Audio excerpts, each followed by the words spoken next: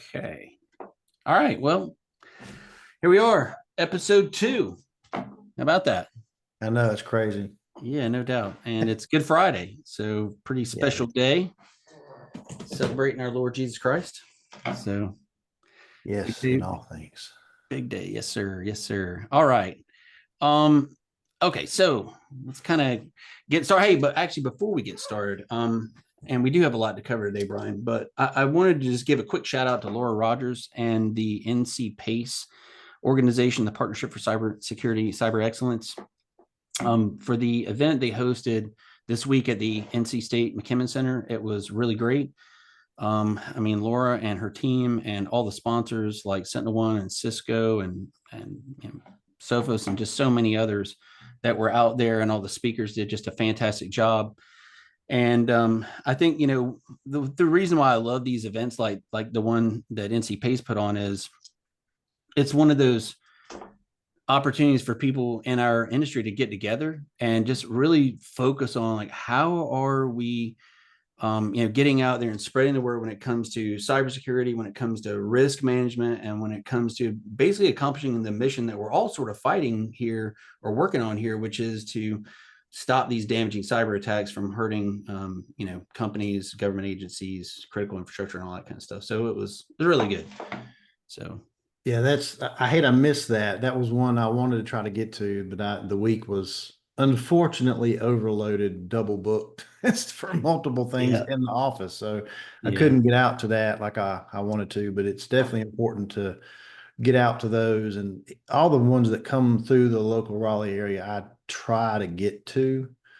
So there's always something you can gain from somebody and yeah. make a good connection while you're out there, and everybody's on the same mission, I believe, to get the importance of all of this shared. Yeah. Yeah, it was really good. So, all right, Brian, we got a lot to cover. So we're going to dive in. And thanks everybody for joining us. Our million plus subscribers, right? As we kind of get this kicked off. But so like usual, we're going to kind of talk about the latest threats. We're going to provide, our insights into what's going on in the world of cybersecurity. And in this month, we're starting a series about security frameworks, right? And why they're important and why they're so beneficial to the business. And we're going to focus on the CIS controls, right? It's a good framework. I think a lot of organizations understand that, and that's why it's so widely adopted. But we hope our podcasts are informative and helpful. That's what this is all about. So, love to hear the audience's feedback on social media, YouTube, etc. So, I guess without further ado, we'll drop into the next slide here. So, all right. So the lineup for today, we'll cover a couple of emerging threats, and then we'll dive right into the security framework. And then there towards the end, we're going to kind of talk about some of the key takeaways regarding the use of frameworks, and kind of prep us up for the next podcast coming out in May. Yeah. Awesome. Yes. So people are still using NTLM. Organizations still have NTLM out there, and we run into this when we do pen testing and red team operations. And there's a recently publicized CVE where the threat actors are targeting NTLM, and the goal is to grab hash credentials and then crack them offline, of course, and then use them in future attacks to gain access to the infrastructure. But this one's kind of interesting because of the way that it works. So this particular vulnerability in Microsoft can be leveraged apparently in a number of different ways and with very little user interaction required. So I think Checkpoint did some research into this, and a part of what they discovered was, and even according to Microsoft, when they released the advisory, you don't necessarily have to even open the zip file in some cases. And once you do open the zip file, you don't have to open up a malicious file within the archive. Just opening up the zip file is enough, and it basically grabs the hashes, the NTLM hashes off the machine, and then sends them out to the bad guys and they use them to it makes an SMB connection, an NTLM connection out to the bad guys, and then they capture the hashes and then crack them offline. So I thought this was pretty interesting because we, like I said, we run into this relatively frequently where maybe NTLM isn't the primary authentication method. It's usually Kerberos, Right. but NTLM is still in use or still enabled. And because of that, I would imagine a large number of organizations are probably at risk to this. So it's one of those things. Microsoft's already released a patch for it. So it's one of those things that organizations definitely need to be aware of and need to be patching against. And in a minute, we're going to talk about a couple of the security controls in CIS, but config management is one of those, right? And the config management control would probably be one of those areas, Brian, where you would go through and you do an inventory of the protocols and the operating system components and services that are enabled, and then you might turn off NTLM via group policy or some other mechanism, right? Yeah, and this falls directly in line with the attack methodologies for what is important in the way a lot of bad actors are moving, whether we're talking about state-supported actors, individuals, small groups. It's very popular at this point to find a way to grab credentials, whether it's using something with less amount of human interaction, or even if it's got to go through human interaction either way with that weakest link part, but something that can allow somebody to get in and then move around later and then planning for the future attacks. That's very popular. And that's the common and kind of a scary methodology and going after things like this that a lot of people believe are not still around, but are, or because there's configuration issues, organizations are not, they may not have someone making that focused effort to look at what's in there to make sure the configurations are what they're supposed to be. What should not be in the environment is actually not there. Yeah. And this is a great example of that. That's another reason why it's, all things cybersecurity that we're doing is not a checkbox. It's an ongoing effort. Yeah. So, yeah. Yeah. And, thinking about this a little bit, for some organizations, they don't have the manpower, they don't have the budget, maybe they don't have, some of the tools that would be required to go out and find out, am I running NTLM on a lot of my machines? But there's some modern technologies out there that have just come out in the last several years that really make doing things like this cost effective and really powerful. I mean, whether it's your traditional vulnerability scanning or whether it is, something like, some of the autonomous pen testing tools that have come out in the last several years, you can turn these things on within your environment and you can run out and you've got machines doing the work for you. Yeah, there's going to be a license cost, but you've got machines doing the work for you that can actually find things like this that put you in the position where you're in control, right? And you can decide, or you can first become aware, hey, I've got this, group of machines on my network that, I didn't realize were running NTLM. And now we understand what the risk is to the business, what the impact is to the business, and we can go out and target those things and turn that stuff off. Yeah, the way tools are changing and what is now available to go out and help, they'll help an organization find these vulnerabilities. They're getting better in a lot of ways. So starting with having that dedicated person that knows, understands what tool to use, make things to where they're meeting that business risk and they're finding this stuff. It can be done without a massive team. So yeah, it's definitely possible. Yeah. And, if organizations don't have, the ability to do that in-house, then they should be outsourcing that to somebody who can do that. So. And I think using managed service for these is such a viable option for especially your small to mid-size orgs. It's a big help. Yep.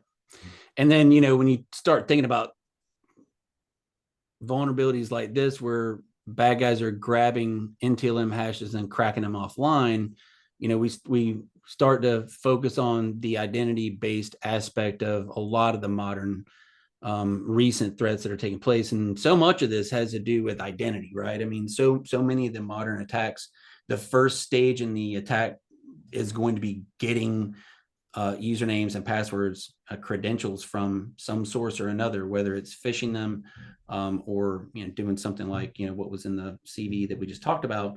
And then the bad guys are using those to great effect. I mean, they are causing significant harm to critical infrastructure, to businesses in all different sectors, whether it's availability and the ability to continue to operate. It's going to be some sort of financial loss, right? Because you're going to have to deal with the response and remediation and that sort of thing, the legal fees and whatnot, reputational risks, which can have some immediate effects, but then some long-term effects when you talk about the sales cycle. If you're if you're in the process of trying to sell a service or a product, and every sales call you get into, you kind of got this ransomware data breach looming over your head that's a part of the discussion, that can be pretty damaging to you as well. And the third-party vendor risk piece, formalizing the third-party vendor cyber risk assessment, having that program in place.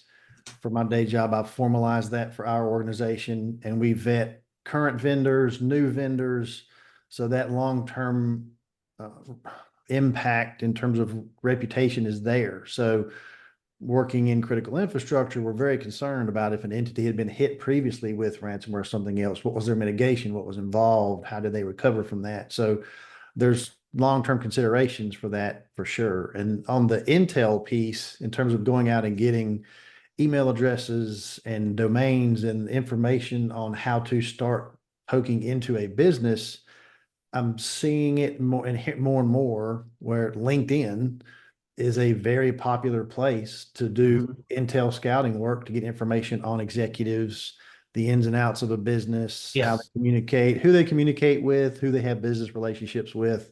It's this big pot of open source information out there. People are killing LinkedIn every day and creating fake accounts. I found we had one for us where someone had created, this guy was saying he'd worked for us for like 2 or 3 years doing development and other stuff. He never worked for us. And people in the organization had friended the guy. And and it was clear going and looking at it, this guy's trying to do some intel, gather information. So of course we report it, and I think it's still up. It's been like a month ago, but LinkedIn takes their time on putting those things down. But there's a lot of free ways that people are getting that information about organizations to plan these attacks.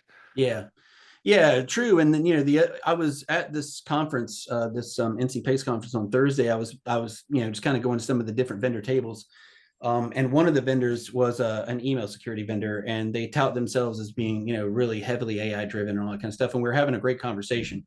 But one of the things we were talking about sort of ties on what you were saying is the emerging technologies on the email security side are starting to broaden out into the training side, the user training side, and for good reason, because of exactly the type of things that you're talking about, where we want to build our security tools and we want to go with vendors who are really investing in the machine learning, the artificial intelligence, and then merging the detection, the anomalous user behavior, usage patterns, taking into consideration the role and the function of the staff that work at your organization, and then using that to target training. Because like what you were saying, what the adversaries are doing is they'll go look up, Clay, and they'll find out, oh, well, Clay's in, the finance department. And, what I'm going to do is and he works for company X, right? And they've got data we want. We want to exfil it. We want to hold it for ransom, et cetera. And so what we're going to do is we're going to start crafting emails that are specific to that organization, specific to Clay's role within the organization. And it gets to be really difficult for Clay to be able to understand, hey, this is a phishing email because it's done so well, and so training is a huge part of it. I think that, in the next, in the coming months and years, we're going to see some really fantastic developments coming out in terms of, the merging of user behavior analytics and the threat detection and response from an email side and some of the other, vectors, and then also the user training and the phishing, simulated phishing and all that stuff. I think that's just going to converge. And in my opinion, it doesn't matter how sophisticated your tool stack is, how well how proactive you are, how ready you are for anything. If you don't train your end users, if you're not doing employee Yeah. training, you're shooting yourself in the foot. That is a huge part of a proactive defense is training those users. And one of the tools we have when it identifies a phishing email, it pulls that out, segregates it, sanitizes it, and puts it over in what I do for our phishing tests. And then I'm able to go in and customize it to something that looks like we do, that we actually use what we would see commonly internally. And then I use that back out as a phishing test. Yeah. And our employees hate it, but it's effective. And it's, Yeah.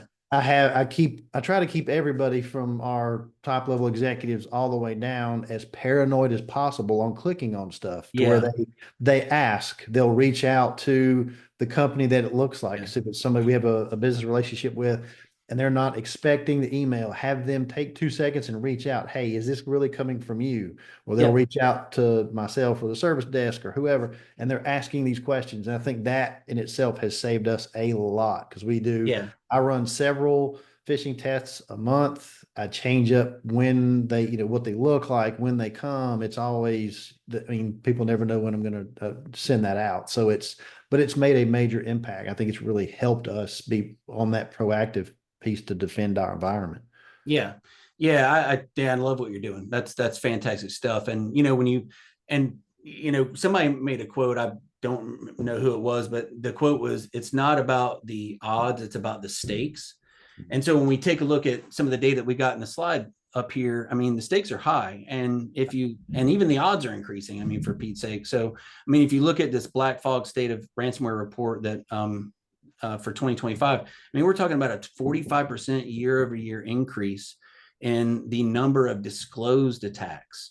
Disclosed. Yeah, disclosed, right. And a lot of them aren't, and then, yeah, a lot of them aren't. And so, then in terms of like the undisclosed attacks, and this is just a portion of those because the only way that we know about those is incident response reporting and government filings and things like that, where, they may not have wanted to disclose, but ended up having to, or, incident response firms are using that underlying data, that masked underlying data to kind of get these stats out there. But that's even worse. But then and this is, the kind of the tactic of getting your data out, exfilling the data out, and then sort of using that before they drop the ransomware is not necessarily brand new. That's been happening for a few years, but it raises the stakes because, hey, you might have backups. And the bad guys know that.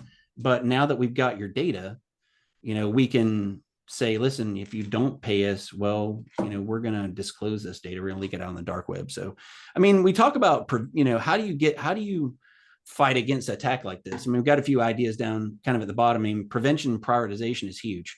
You did this thing on LinkedIn. You did a post on LinkedIn a month ago or so where you were talking about like this fictitious company, but you were using relatively like realistic numbers, right? In terms of what does it cost to clean up after an incident versus what does it cost to prepare for the incident? So prevention is pretty big.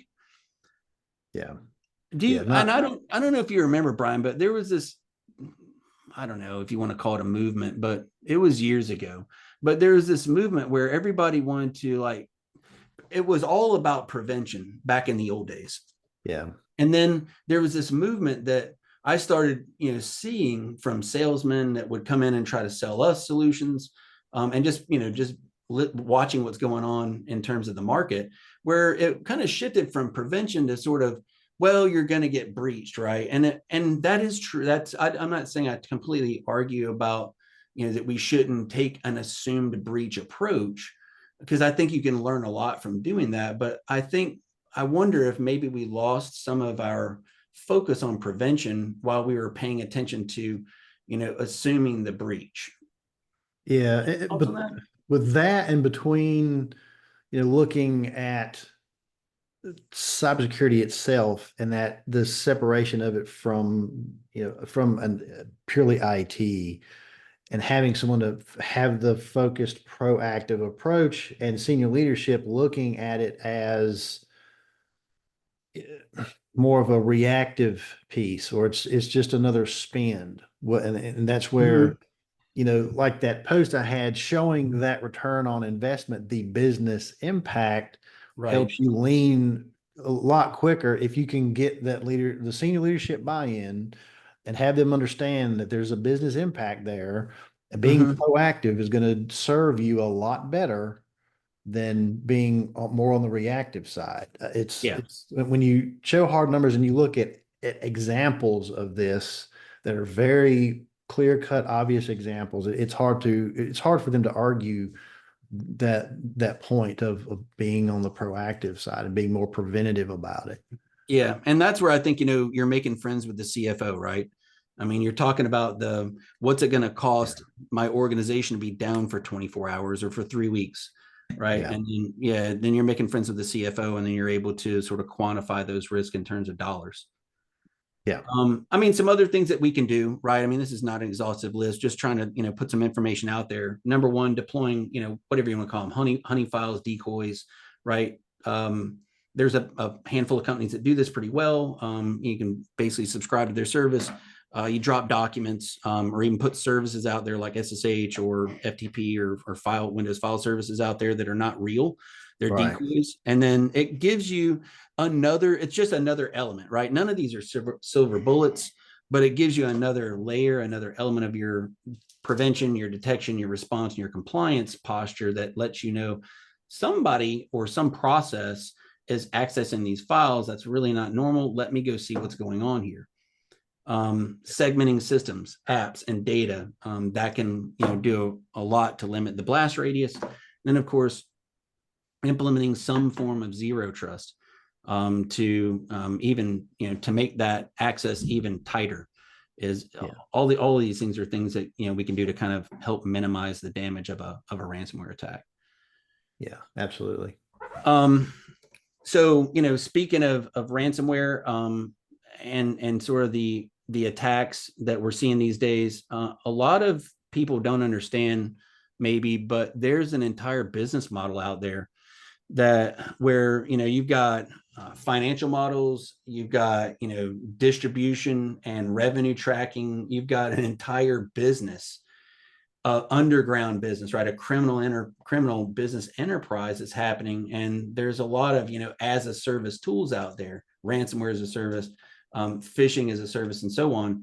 And one of the ones that I was reading about recently, is Tycoon 2FA, and it's a phishing as a service, offering that makes it relatively easy for cyber criminals to craft a phishing campaign, get the emails distributed out, and then have the infrastructure in place to collect the username and password credentials while also intercepting the MFA, and then in real time feeding that to the actual legitimate website that the user thinks they're logging into. Maybe it's Facebook, maybe it's your bank, maybe it's your VPN, whatever it might be, right? And hijack that session, and then of course from there they're doing whatever. Maybe some of these guys are initial access brokers, right? They're grabbing all this information, the credentials, and setting up persistent access, which they then sell, in that criminal, dark web underground, market, right?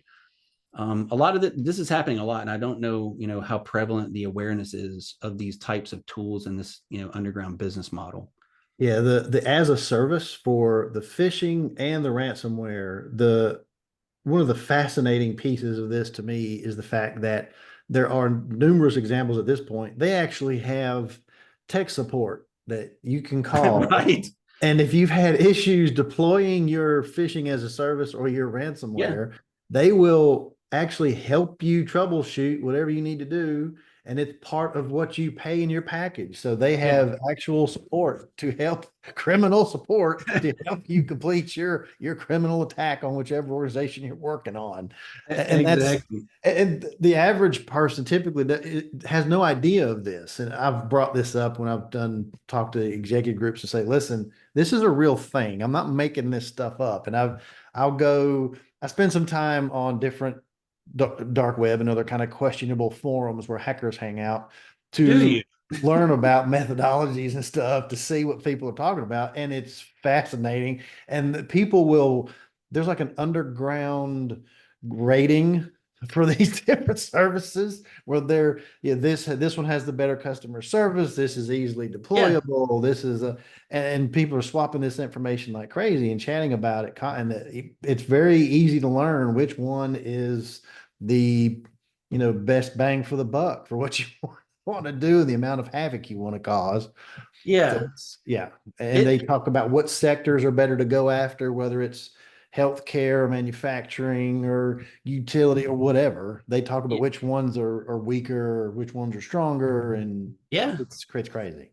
Yeah, I mean, there's a lot of coordination, a lot of business going on. I mean, it's a multi-billion-dollar a year business. There's a Yeah. lot of money at stake here. And you mentioned the tech support, and sometimes it's kind of funny, right? I mean, it's funny, it's not funny, but you remind me of something I heard at this convention earlier this week, and it was I just pulled this up on my phone, but Bleeping Computer had an article out. This is from November of 2023, where they talk about how this Black Cat ransomware group, right? They filed a complaint with the SEC because the victims that they targeted didn't report, right? So it's like, these guys are coming at you from every angle they possibly can. So You gotta love it. you gotta love it. It's crazy. So, well, listen, it's time to dig into the frameworks. So, Yes. this is going to be a lot on you today. So, in terms of frameworks, but let's just talk about, get everybody sort of familiarized with like what is a security framework and why Yeah. would a business really need to or want to use one? So it's stepping back just a touch.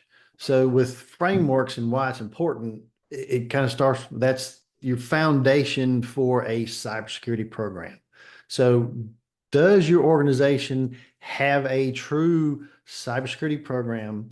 Leadership, there's a leadership, a manager, someone designated to actually drive your cybersecurity program to understand where you are now, build a roadmap and guide that to make it mature. So for that guidance, you need to have some type of framework, something that you can follow to help you understand what best practice is going to be, the areas to look at in your environment, and kind of help guide you through that. No matter the extent of your technical acumen or how broadly knowledgeable you are about your technical environment, having that framework guidance there is critical. So typically, one of the first ones that comes into conversation is the NIST, National Institute for Security Standards. The NIST, the federal government drive, the NIST cybersecurity framework is what everybody will go to. A lot of times that is huge. It is just Mhm. massive, very hard to work with, especially if you're a small to mid-size organization. If you download the chart to look at NIST and following that, it'll make your head explode. And you're like, how am I going to work through this? And then you have the CIS, Center for Internet Security Standard, Yeah. and that was 20, now it's 18.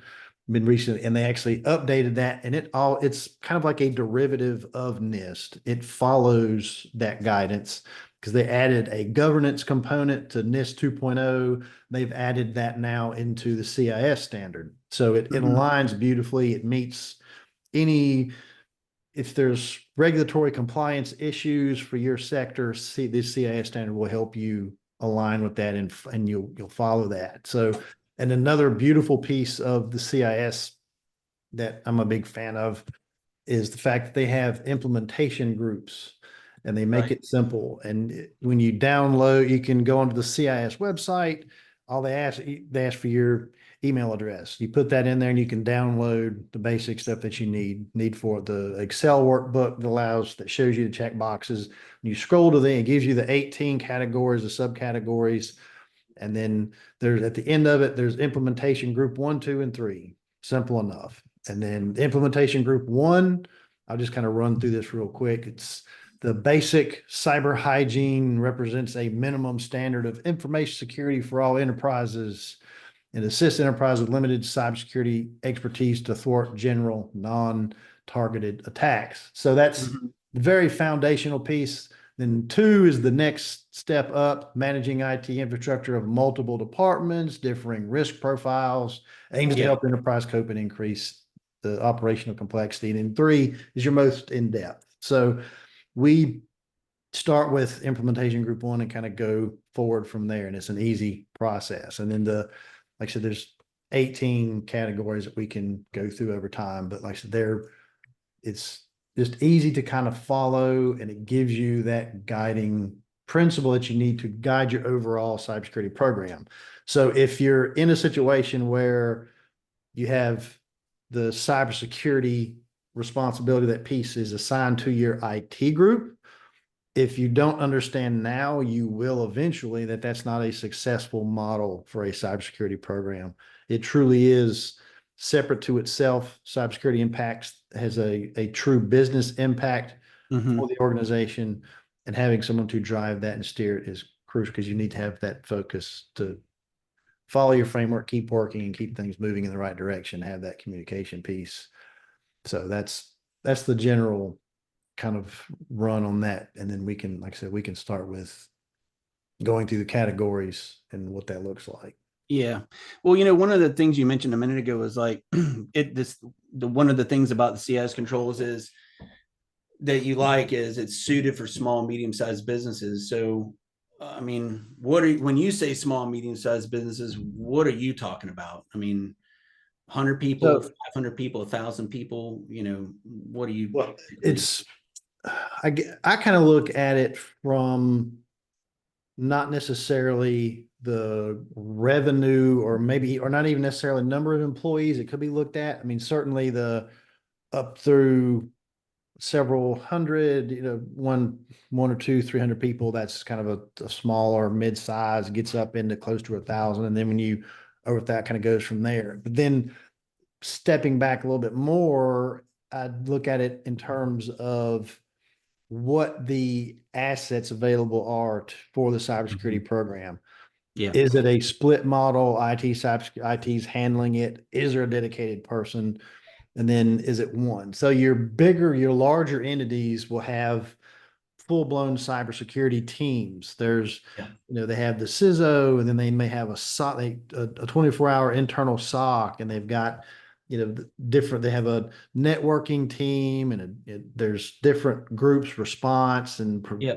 defense on the front end. So there's different teams within these bigger, larger organizations. So I've worked on the banking side, then I worked for a global pharmaceutical company that had, teams in different parts of the world, because they had a follow the sun model with stuff. And there was the teams in India and Europe, and a US based team and all that. That's definitely huge.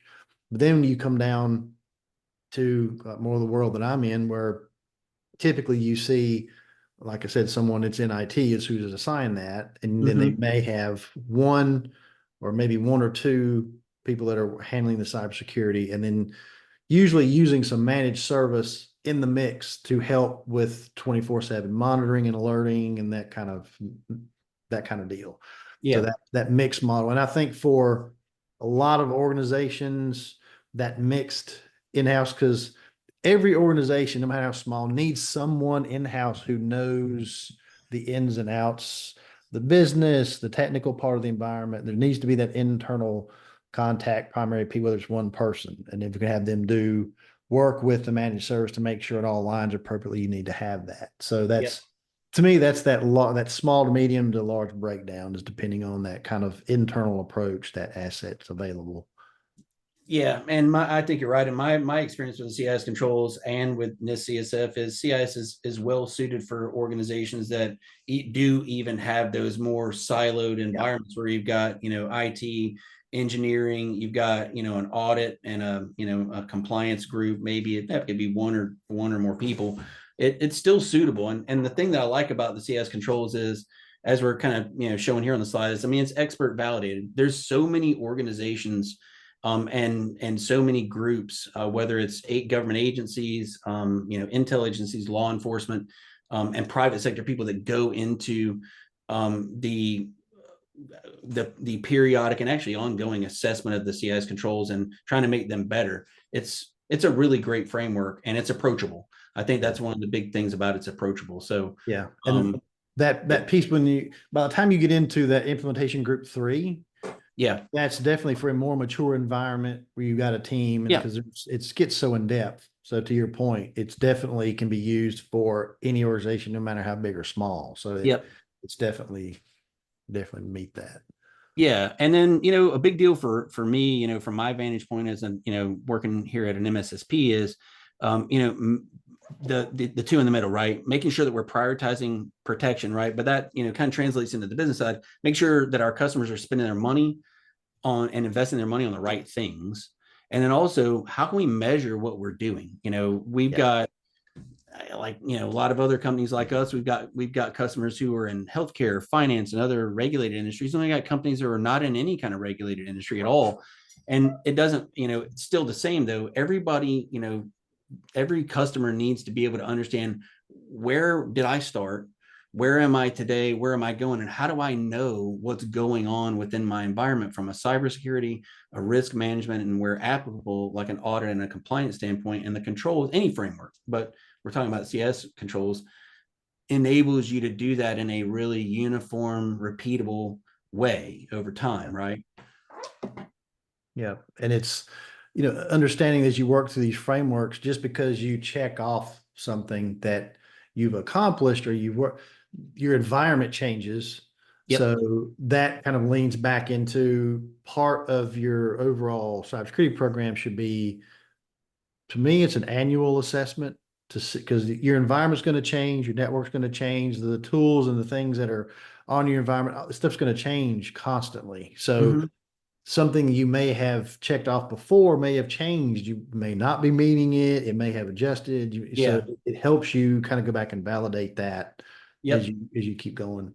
No, I couldn't agree more. And then, in addition to those kind of changes, the threat landscape changes. I Yeah. mean, Oh yeah. 5 years ago, either text, SMS based, or, authenticator app based, 2FA, MFA was like, that was where you were targeting. Well, now, as we just talked about with some of the modern attacks, your text based, or your authenticator app 2FA may not be good enough anymore. Yeah. And so, because the attacks are changing, so you might need to switch over to something like a YubiKey or some other kind of, hardware key that's, phishing resistant. And so over time, you're right. I mean, your environment changes, your business changes, your risks change. There's change happening all the time. So Yeah. having a framework is, I think it's essential, to just to keep your bearings straight. Like, where, what are we, trying to accomplish here, and how effective are we doing it? Yeah. And you don't have to, because I've gone into conversations with people and they're like, I'll ask them, what framework are you following? And they'll kind of dance around it. But then when I have a deeper conversation, in their mind, they don't have enough in their mind, enough things or everything checked on a sheet about a framework to where they feel like, and they say they're following it. And I've explained, I'm like, listen, you have this, okay, your CIS standards, what you're going to follow. You don't have to have everything in implementation group 1 checked off to say that you're following that framework. That's your guide. That's what you are following. You can safely say that is your cybersecurity framework. You're using the CIS standard. You're working constantly. It's constant work. You don't have to have a minimum number of things checked off to state that you're following that. You Yep. don't have to. And that's a common misconception, I think. Yeah, and a lot of times it's about, like, just get started, right? Just start at the beginning, start somewhere, and Yeah. start implementing the controls, document the controls, as you kind of go through them. Make sure that you're adding notes, to whether you're using a spreadsheet or some kind of, GRC platform, or, CIS even has a free tool, and that's where the screenshot here in this slide's from, called CSAT. I mean, whatever mechanism you're using, just start somewhere, start documenting it, and then work your way through it. And, it can take a while, right? But it's Yeah. worth it. Yeah. And the documentation piece is one of the most common areas that I think every organization struggles with. So in terms of starting with an overall cybersecurity policy and then documenting the other areas, you have an email policy, third-party vendor risk management policy, having the general policy guidance in place. And then even from there, within that, depending on the tooling and what you're doing, having work instructions and all these things. So Mhm. creating the documentation for what you're doing is a big challenge for a lot of organizations. And that's also where having that dedicated person that, can do that is a big thing. So that, Yeah. and a lot of people struggle with that. They'll have things that they're doing, and they're doing a lot of ad hoc pieces, and things change, but they don't have any kind of documentation that shows what they're doing. And Yeah. that's a big hurdle that slows people down too. Yeah, and there's lots of different ways to skin that cat, man. I mean, Yeah. you can bring in an intern. You can, Yeah. allocate some time each week to somebody that's already on your staff. You could bring in a fractional CISO. I mean, there's a bunch of different ways that you can do that. But I would agree that that is a pretty big lift that a lot of people maybe even get scared off from. Yeah. Is the documentation side. I wanted to just touch on this control here. And the reason why I didn't start at one in this slide deck is because we, in our last podcast, were talking about Volt Typhoon and Salt Typhoon and the attacks that they carried out against insecure internet facing routers, border gateways, and things like that. And you had brought up last month about having a set of controls in place, and secure configurations were one of those things, right? So I wanted to kind of just touch on this real quick. We don't have to get into a lot of details, but this is one of the 18, it's a sub control, but this is one of the 18 control areas in the CIS controls that, you could just pull out of there and talk about how vital a control that maybe doesn't even seem to be, if you just look at it on the face, doesn't even seem to be that significant, but it really is managing and securing the configuration of your environment. Yeah. And then for this control, so if we're looking at the starting point, the implementation group 1, I'll just hit this real quick. It talks about establish and maintain a secure configuration process. So have an actual process. Establish and maintain secure configuration process for network infrastructure. Mm-hmm. So it's guiding you on what else to consider the actual network infrastructure. Configure automatic session locking on enterprise assets. Implement and manage a firewall on servers. Implement and manage a firewall on end user devices. Securely manage enterprise assets and software. And then the last one for IG1 is manage default accounts on enterprise assets and software. Yeah. So those are fundamental conversations. And that last one, the default accounts. Yep. The default settings piece is one of the most commonly kind of overlooked things to change, and something that bad actors go after. Because if you don't change that default stuff, they're like, I got you. I got you. You're using the defaults and I can get in. You're one Google or Grok search away from somebody finding out the default credentials for, your router or whatever it is. Oh yeah. You can get full ready to print out Word documents on just about anything that has a default password on it. You can get that very quickly. 100%. So the other one I kind of picked out just because of kind of some of the things that we've been talking about is establishing and maintaining an audit log management process. This, we've skipped over to control group 8, but this is also really important because it's not only important in the sort of the prevention and the detection part of it and the response part of it, but you got to be able to go back and see what happened last week or last month. And if you're going to manage security in a mature way, this control is pretty essential, don't you think? Yeah, I've seen it too many times where the default logging is what was left in place, and they haven't gone in and looked at what they need to have what they're capturing, what they need to add, what they need to adjust from timeframes.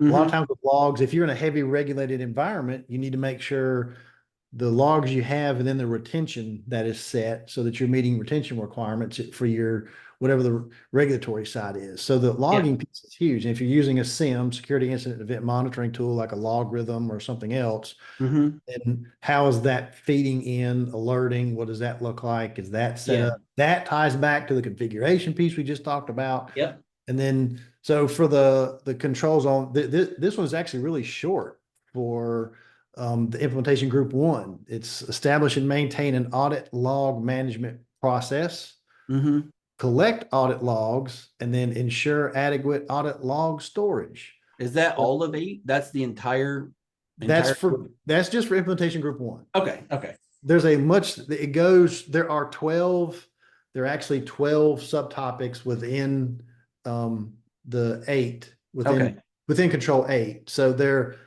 implementation group two has 11, and then implementation group three covers all 12.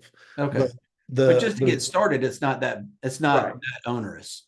There are three things listed in that implementation group one to get Okay. you started. So it's all about getting your feet wet, getting it on the ground and running. And that's that first piece. So that's the very basic things to do for logging. And that has to be there because whether you're trying to go back and look yourself, or if you have some type of incident and you're bringing in a third party to do forensics and response, they're going to want to, where are your logs? Can you pull these logs or give them access to it? Yeah. And if what's in there is not beneficial, you're done before you get started. Exactly. Being a part of, several incidents over the years, I mean, if we go in and we're doing incident response and there's no logging, we're blind. I mean, the only thing that you can do is start then, right? And start looking at, I mean, obviously you're going to do that anyway in the sense of, putting some, capabilities in place to be able to see what's happening within the environment and all that sort of stuff, looking for active threat activity within the environment. But if you can't go back to yesterday or last week or last month, there's a lot of gaps that are there, and it leaves you in a really, really difficult position because, if you do suffer some kind of cyber incident or a data breach where an adversary has made their way into your environment, one of the things you got to be able to do is you got to be able to contain that threat. You got to be able to get it out of there, right? And if you don't know where they've been because you don't have sufficient logging, that job is almost impossible. Yeah. And coming where, I got my start on the digital forensics side in the law enforcement world, doing investigations on phones, laptops, and everything else. And when you don't have log files to reference and you're trying to do a deep dive on an endpoint, it can kind of almost make or break an investigation from that perspective, because it really helps show you, where to go look. And then, when you capture the image and you get the rest of your data, the log files will give you that track, and you can go in and it helps you, where to dig deeper from where to start. But if you don't have that starting point, you're pretty much done before you get started. It's very, very painful. Exactly. I know, I've mentioned SentinelOne here on the slides. I mean, it's only because that's one of the platforms that we use and we're familiar with it. But there's a lot of platforms out there, from an EDR perspective or SIEM perspective that you can use to do this. But, if we're talking about audit log management and an example, having the right tools in place allows you to accomplish that prevention, detection, and response, those functions, because that tool is going to give you those capabilities to be able to see what's happening now and what happened, previously. And some of the better tools out there, have whatever they call it. SentinelOne calls it a storyline. CrowdStrike and others have they call it different things. But the idea is to be able to kind of take a step back and zoom out and see what happened from from beginning to end. And that gives you, as an organization, and assists, law enforcement or whoever else is, happens to get involved, and being able to identify, contain, and eradicate the threat, which is, again, critical when something bad happens. Yeah, it's cool. I've had the chance to work with CrowdStrike before. The mapping that it gives is really cool, how it lays out that track that it goes. I've liked using that for the EDR stuff. That's definitely a good. Was fun to work with, but for sure, there's a lot of options and stuff out there. But having for that. Sure.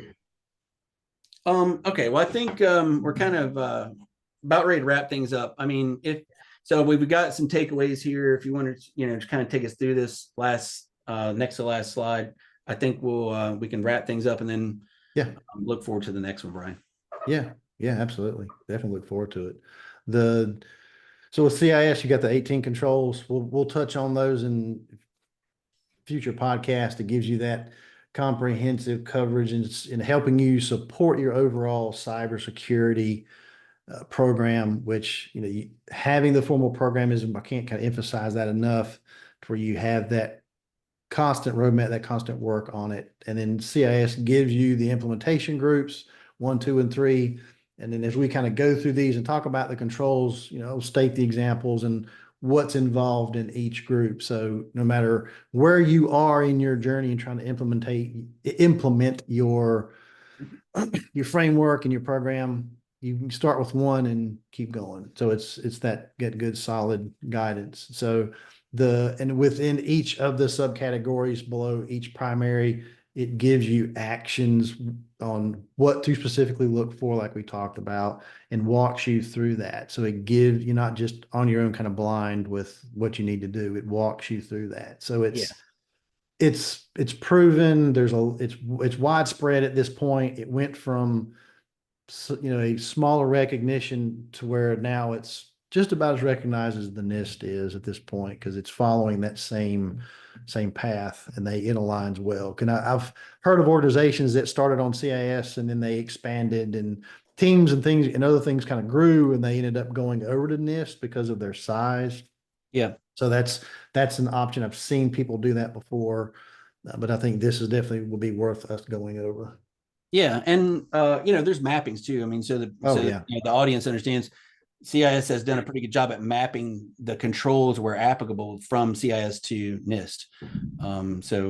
And maybe I think PCI too. And I think C2M2 maps to that, but yeah, there is mapping to other ISO 27001 and all that. It'll map to that. Yeah. So if you need to transition, it does make it a little bit easier. So, all right. Well, listen, Brian, it's been awesome. I want to thank everybody for joining. So looking forward to May. That should be pretty good. We're going to kind of dive in a little bit deeper into some more of the CIS controls, and maybe in May we'll kind of pull up some more detailed examples, maybe take some real world examples from some of the things that, we're doing, our customers are doing, what you guys are doing, Brian. Of course, we'll talk about some, more of the emerging threats, and, try to make it as impactful and valuable as we can. So Brian, thanks, man. Really appreciate it. Yep. Enjoy it. See everybody again next month. Appreciate it.